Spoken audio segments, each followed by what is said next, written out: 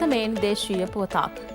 ජාතික නිවාස වැඩසටහන යටතේ ක්‍රියාත්මක කෙරෙන 31,000ක ජාතික නිවාස ආධාර වැඩසටහනේ දකුණු පළාත් සමාරම්භක වැඩසටහන ආණ්ඩුකාරවරයාගේ ප්‍රධානත්වයෙන් පැවැත්වුණා.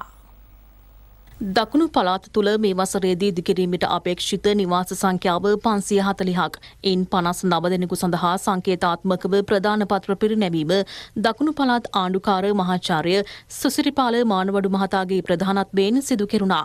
දෙරිය පියස නිවාස වැඩසටහන යටතේ රුපියල් ලක්ෂ 3 බැගින් පිරිනැමෙනවා. ඒ අර්ධ වශයෙන් ඉදිකළ ආබාධිත හෝ අධි අවදානම් පවුල් ඒකක සඳහායි. සුවදිවි අරණ නිවාස ආධාර වැඩසටහන යටතේ රුපියල් දසලක්ෂයක් පිරිනැමෙනවා. පහන් පියස සිහින පියස ආදී නිවාස ආධාර වැඩසටහන් යටතේද මූල්‍යාධාර ලබා දීම සිදු කෙරෙනවා. පාර්ලිමේන්තු මන්ත්‍රී නිශාන්ත සමරවීර මහතා ඇතුළු පිරිසක් මෙම අවස්ථාවට එක්ව සිටියා.